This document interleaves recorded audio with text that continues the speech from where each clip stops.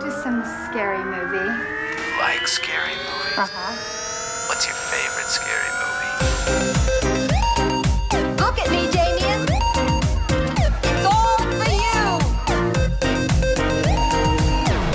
Kill her, Mommy. Kill her. We all go a little mad sometimes. This is my boomstick. Here's Johnny. I have to return some videotapes. We'll tear your soul apart. Hello and welcome to All Things Horror. I'm Ben and I'm joined here with Matt. And today we're going to be chatting about cult classic Frankenhooker from 1990. And we'll have a brief spoiler-free chat. And then I'll hit a spoiler warning to discuss the plot in a bit more detail. And we'll give our personal ratings from 1 to 10. So this is written and directed by Frank Henenlotter. And last week we covered Basket Case from 1982, which is also Frank Henenlotter's first movie. And now we're on to this one, 1990. And you can immediately see there's like such a larger budget to work with on this one compared to Basket Case. And this is another one that you pointed me on to, Matt, because I know you like your cults. I like my Henenlotters, definitely. Yeah. I don't really know much about him. I'm not sure what like his other movies are, or if they're all kind of like the same kind of like schlocky gore comedy horror. I've mentioned before, like some directors have their own unique kind of like style and feel to movies. Is he like the same? Oh yeah. Like I would say, that if anything, they get sillier up to, like I think I said in the last episode, up to Bad Biology, where it gets more sort of mid-2000s Saw kind of feel to it, or like Hostel or something like that. Hostel. But yeah, like Bad Biology isn't like this, or Brain Damage, or the Basket Cases get increasingly silly. But there's a real charm, I think, with those films that just make. He seems like a lovable chap as well. I was watching some of the extras on the Blu-ray for Frankenhooker, and he just seems like a lovable chap. I've followed his career for quite a long while. It's just a shame there isn't more like this. And Brain Damage. Brain Damage is awesome too. Very similar to this. Did he? Is that one of his as well? Brain Damage. I know that one. Yeah. I haven't seen it, but I know it. Yeah, that's very similar. Very similar to this. Right. And this was made back to back with Basket Case 2, I think. Okay. Oh right. Yeah. So this is all of a certain productive period of time. Yeah, I can't remember what the budget for Basket Case was. I know it was really low. I think something really low. They had it in. He had it in his hand. Yeah, was it like 35k or something? Yeah, not an awful lot. And then the budget for this one is 2.5 mil. Yeah, so much so that he didn't realise that he had to do like certain things and hire certain people. So like he was just like, oh well, I'll do the director of photography thing, and they're like, no, you need to like hire a director of photography. And the one they ended up getting, they didn't get along very well. So this was the most like the his least favourite of all the films he's made in terms of like fun making it. Oh, okay. Oh, right.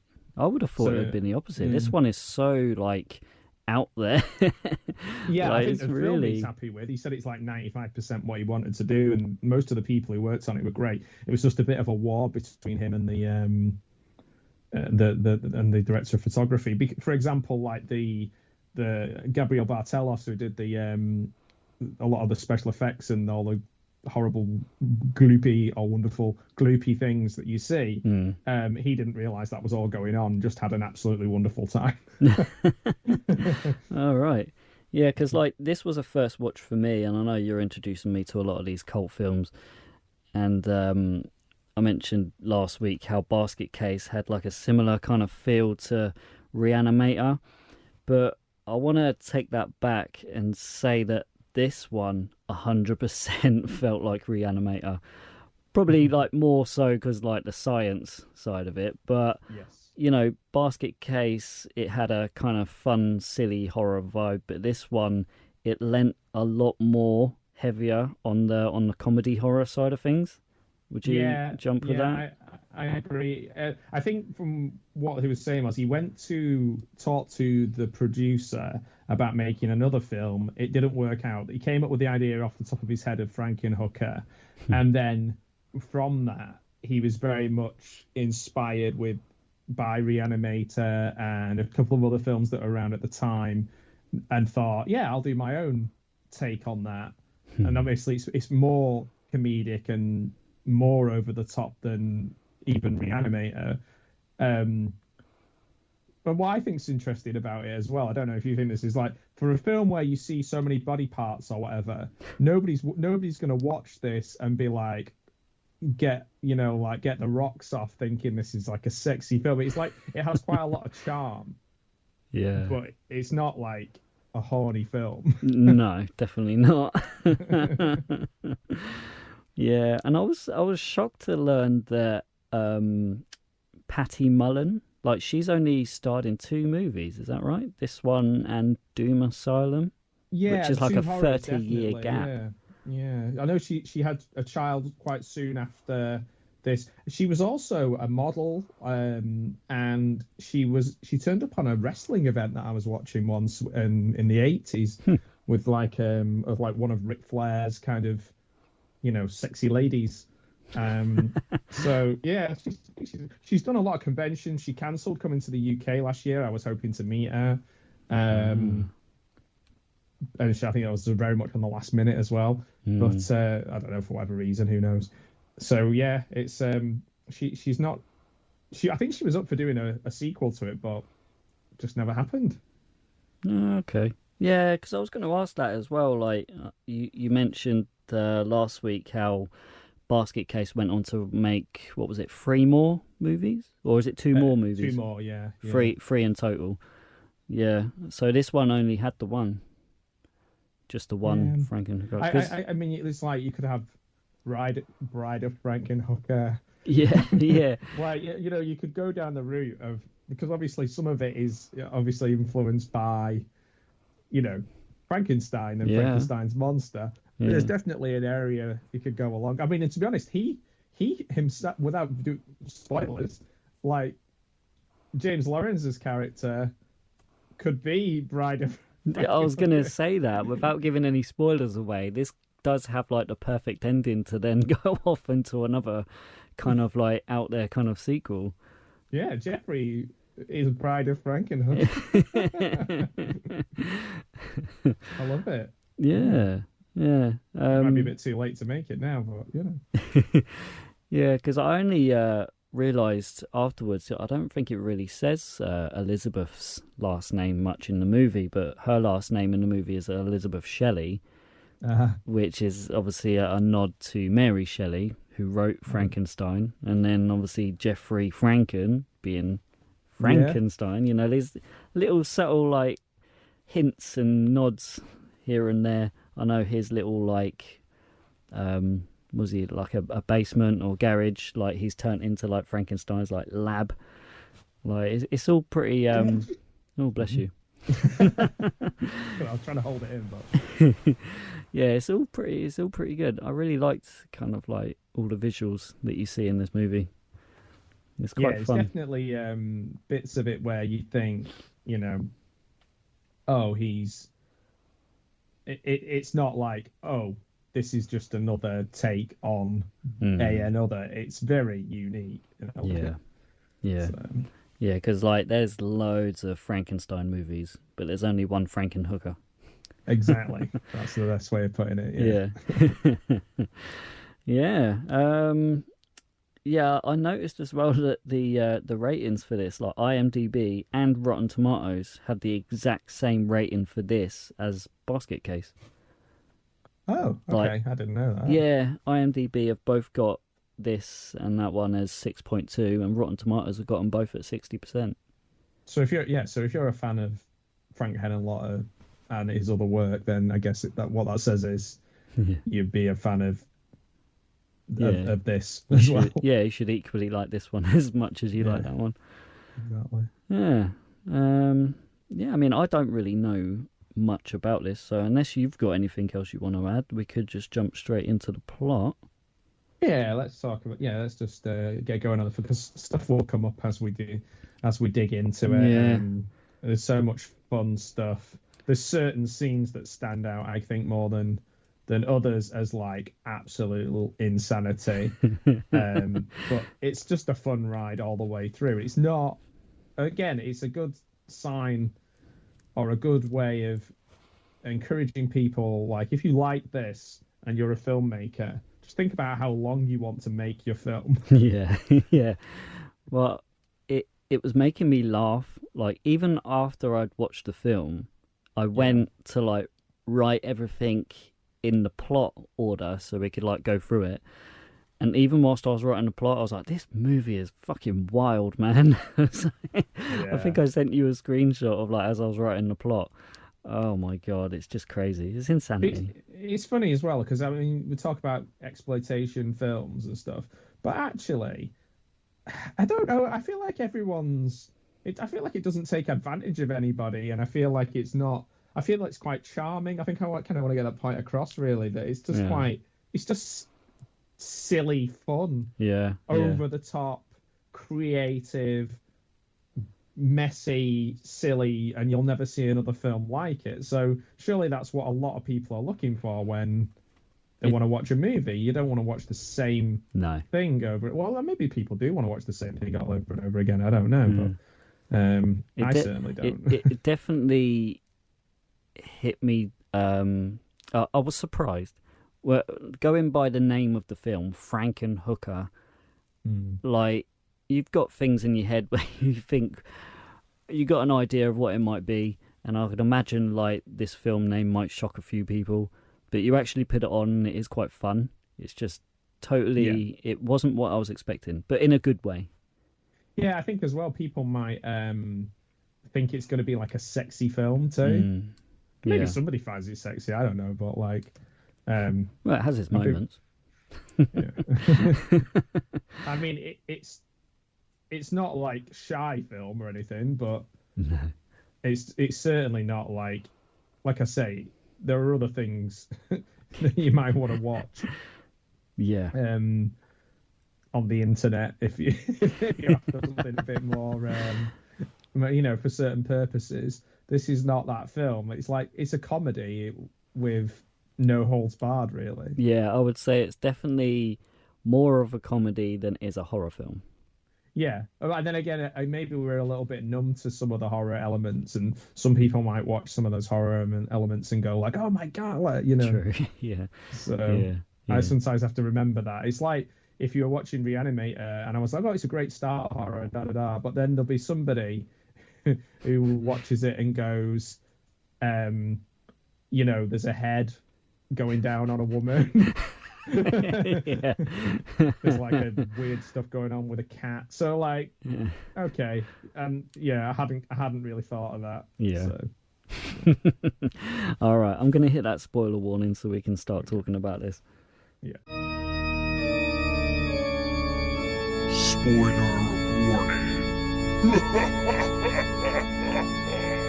All right, so this movie starts out with our main man, Jeffrey Franken. I think it's safe to say he has a passion for science, especially bioelectricity. And he's engaged to Elizabeth, and they're at her father's birthday party, and he gifts her an automatic lawnmower, but it plows forward and just mows her down with body parts going everywhere. It doesn't give you a lot of confidence in his ability as a scientist. Yeah. And he's just kind of pissed off that she's done it wrong. You know? He's like, "What are you doing?" Yeah. First impressions, because obviously this is a new watch for me. At this point, I was like, what the fuck am I watching?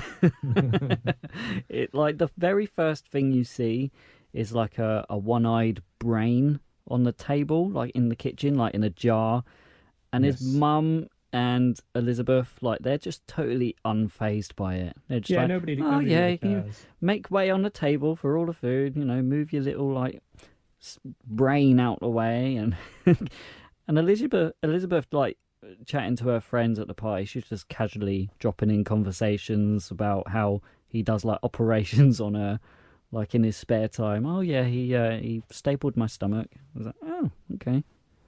Yeah, and it's almost got like a David Lynchian element to it, where everything's normal and beautiful and bright, and then there's just like one thing that's off, and the one thing that's off is the brain on the table. Yeah, yeah. And nobody mentions it. No. I don't think it. Well, I think you see it a little bit further down in the film, don't you? But still, even then, it doesn't actually explain what he's up to there. It's like a brain with an eye, like one eye just in the middle of it. Yeah. I was like, oh, okay, that's his thing. I think he gives it a lobotomy as well. Yeah, he's working out, the link between motor skills and the brain and reaction and all this kind of stuff. But he's doing it on a kitchen table, so it makes you think that he's possibly not the most precise scientific, mind that we've ever had. Yeah, and doesn't he like drill his own head a few times as well to help him relax? Yeah, to get kind of clarity on stuff and work out what to do for the best. He talks to himself a lot as well. Not that that's a problem. We all have positive or negative self-talk, but his is constant. Yeah, but I don't feel like I'm ever going to pick up a big power drill and just like shove it into the back of my skull. That's better. No, I might do that by accident because I'm so terrible at DIY, but not intentionally, I don't think. Yeah. So Jeffrey plans to rebuild Elizabeth and bring her back to life with some body parts that he managed to get. But obviously she's missing a few bits, so he hits to the streets for some body parts from prostitutes. And he sweet talks a super muscly crack dealing pimp named Zorro. Yeah. And he talks him into letting him rent all of his women to find the one with the perfect body for Elizabeth. And he decides to quickly knock up a batch of super crack. And after super crack. And after testing it on his guinea pig, he finds that it makes people explode. Supercrack's a bit like the premise for Street Trash, which James Lorinz is actually in. Okay. And he was in before he did this. Right. So yeah, that's an interesting one. That might be a good idea for a sequel as well. Just go down the path of Supercrack. Supercrack. Yeah. Yeah, I'm not going to lie, like, when he was giving that guinea pig the super crack, I really wasn't expecting it to just explode. Like, it was cool. It was cool. I just didn't see it coming. It just went bang. I was like, no, I agree. And I was wondering what you made of the scene where he's measuring all the women, because it's obviously played funny, but I read that that half of them were porn stars and half of them were models, and they didn't get along, and he was kind of in the middle of this sort of disagreements between them all, slagging each other off and what have you. Oh wow! Oh, okay. But it's a funny scene. It is funny. Obviously, like I said, it's not sexy. No. But it's so funny. It is so funny, especially in the positions he's in. Yeah. And it was really genuinely, it is making a comment, I guess, on objectification, and it takes the sex out of each of the body parts because he's just looking at like a bum so close that you can't even tell what it is almost. You're just like, what's he doing? Yeah, I know, because like they're all lined up, and obviously they are thinking something else is going to go down, and he wants to play doctor.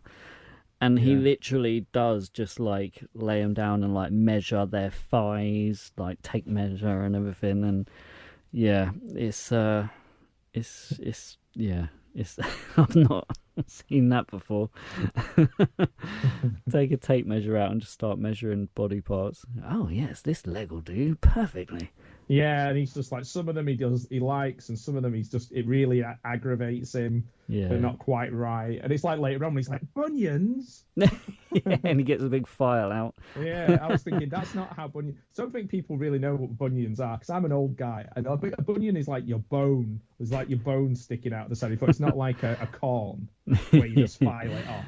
It's Yeah. like your toe on your bone starts going at an angle. So the idea of him just going at someone's bone with a file really, especially for somebody who has a bunion, Yeah. I was like, son of a gun, that must really hurt. But then again, they're all in bits anyway, aren't they? Yeah, yeah. I mean, it is just a straight up foot, so Yeah, it's not hurting anyone. yeah. It's hurting my feelings. So he's measuring them all up for size, and then they smoke the bag of super crack and they start blowing up into lots and lots of pieces. And when Zorro rushes in, he gets knocked out by a flying head of one of his women. Yeah, which we see POV. And the sound as well. The sound when it happens, like dunk. That's very cartoony. Very cartoony. Dunk. Yeah. Then Jeffrey, he bags up all the body parts and starts assembling Elizabeth and uses a lightning storm to bring her back to life. Nice. Classic. That's the classic bit. Yep. Yeah, there's no wonder why the MPAA like outright just kind of like rejected this for an R rating. Like they deemed it impossible to edit for an R rating.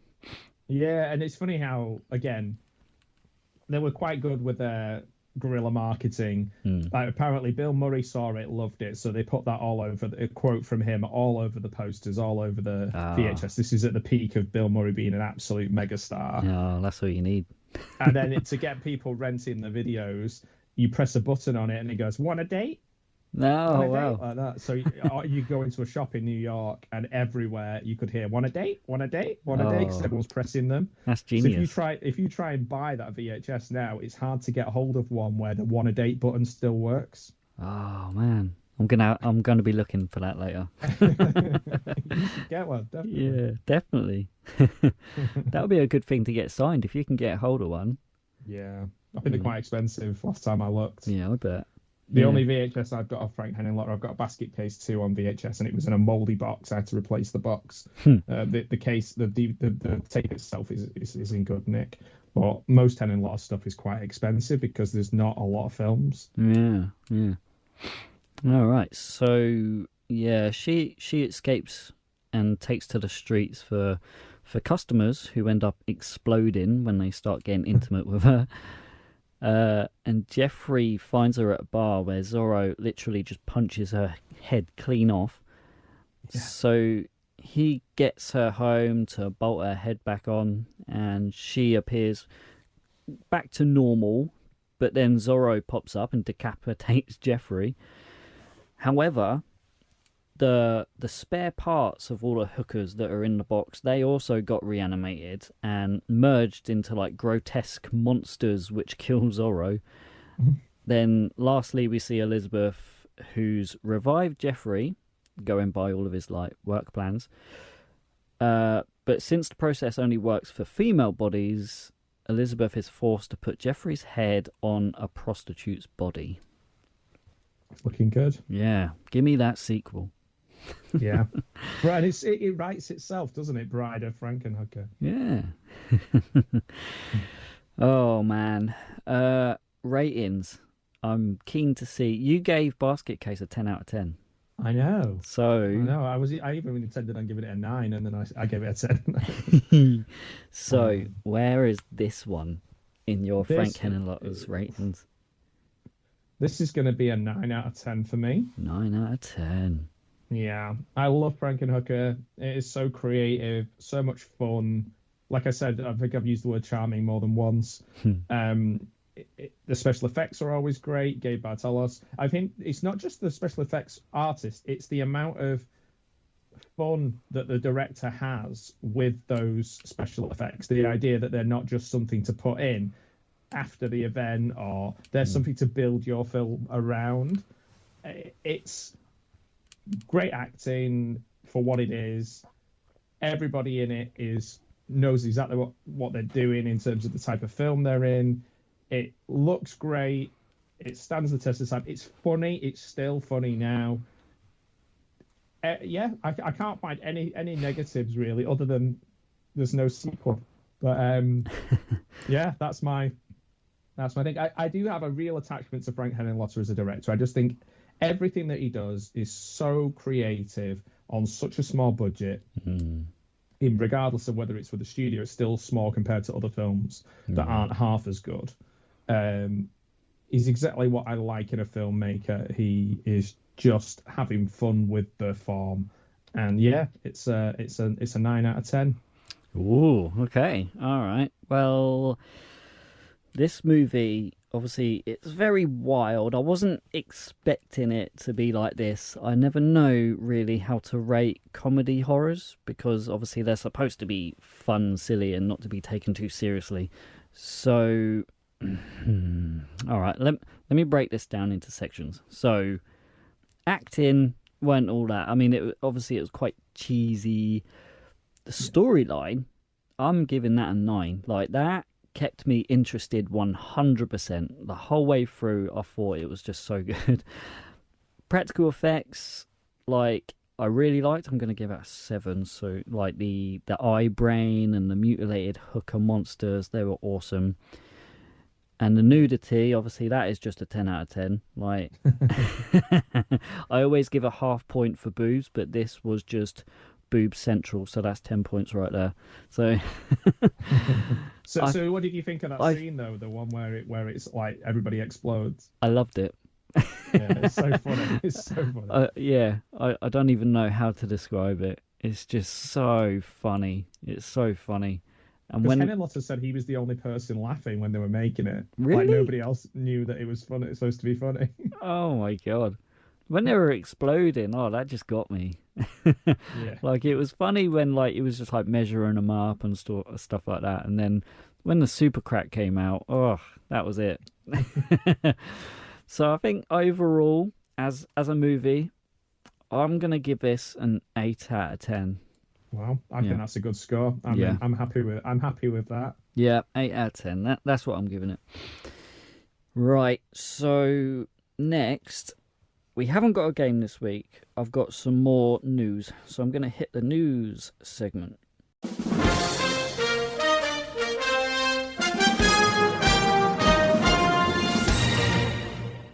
Yeah, I ain't really got a whole lot of news, but I thought this was worth talking about.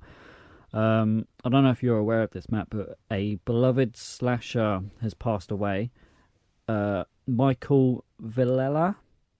He was best known for playing the slasher Russ Fawn in the Slumber Party Massacre. Oh, okay. Yeah. I love that film. I didn't know he passed away, though. Yeah, he's died at the age of 84.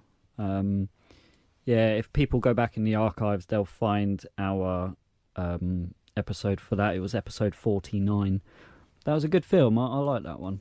Yeah, it's that's another one where I think it's a really good, fun series. I like it when, like a lot of horror series, where each film is very different from film to film. So Slumber Party Massacre gets sillier and sillier as we go through the series. But the first one's a really great film. Yeah. So yeah, I'm sorry to hear that. That's a shame. Yeah. And the only other thing I've got as well is there's going to be a Terrifier game coming out. They've released the official trailer for the game, and it's called the Artcade game. It's like an old school retro style fighting game, but you're Art the Clown, like pixelaty kind of like. Yeah, it looks really cool. Kind of like a Game Boy type game. Yeah, looks really cool. I definitely want to get that. I'm really getting into Terrifier at the moment. I want to see the third one. Yeah, what would the would it be like when you play like a oh, I can't remember, like a console game kind of thing? Yeah. Yeah. Yeah. Mm. Yeah. I'll send you a couple of pictures. It looks kind of like a Street Fighter type game. I don't play computer games really anymore, other than occasionally I've got like a little emulator and I'll play the odd thing. Yeah. But one thing I noticed was there was a few games recently where, like horror-based games, where you're going through, say for example, like a train carriage, and you have to get from the back of the train to the front of the train, but you have to notice the thing that is slightly different, like that is off in each train carriage, and then either go to the top end of it or the bottom end of it, depending on whether it is, the same or whether there is something different. And then you have to like get there before this malevolent creature kills you. It's like, I think it's like based in Japan. And I watched that and I thought, this is pretty cool. I don't think I probably enjoyed watching other people playing it more than I would myself. Yeah. But I was like, I know there's a guy I follow on YouTube who's really great called Jay's Horror Gaming, and he's pretty much playing new horror games maybe 2, 3, 4 times a week. So there must be loads of indie horror games that are just like blowing up all the time. Yeah, I'm not too clued up when it comes to games. I'm not much of a... I enjoy playing games, but I'm just not much of a gamer myself. Yeah. All right. So to wrap up, obviously it's Christmas time. It's near. We're in December now, so we're going to start getting back into these Christmas horrors. So next episode is one that I really want to watch. I think we were going to do this last year, but we ran out of films. So I want to do, if it's all right with you, Black Christmas. You want the original one, the best one? Yeah, 70s, 78? Maybe? Yeah, something like that. Yeah, I don't want to. Again, it's a bit like spoilers for me, but it's on my list to watch. I watch it every year. Yeah, I just absolutely adore that film. I think it's so underrated. Yeah. So yeah, can't wait. It's one that I've always wanted. Every Christmas I want to watch it, and then for whatever reason I always end up watching either Krampus or Gremlins. Yeah. But I've seen Krampus. I only saw Krampus because we we watched it on the channel, on the podcast. So yeah, I'd never seen it before last time. I'm still not quite the Michael. What's he called? Not Michael Scott. What's he called? Adam Scott. Yeah. Oh yeah. Krampus. I was still a bit like, it didn't quite. I think I remember saying at the time, didn't quite do it for me. But when it comes to Christmas horror, can't go wrong with Black Christmas. Yeah. Well, I never realised that Margot Kidder was in Black Christmas. Yeah, she's great in it as well. Yeah. So that's made me want to watch it even more. Yeah, she's amazing in it. I just think like she's got so much personality and character in it. You can understand why she went on and did other things that were so good.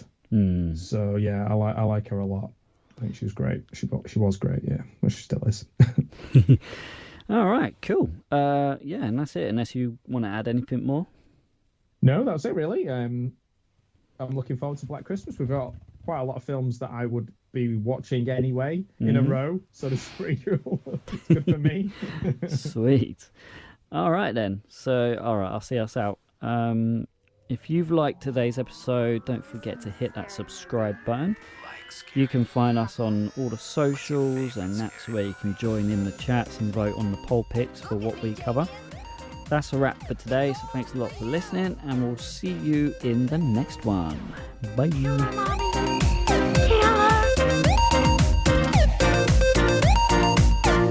We all go a little mad sometimes.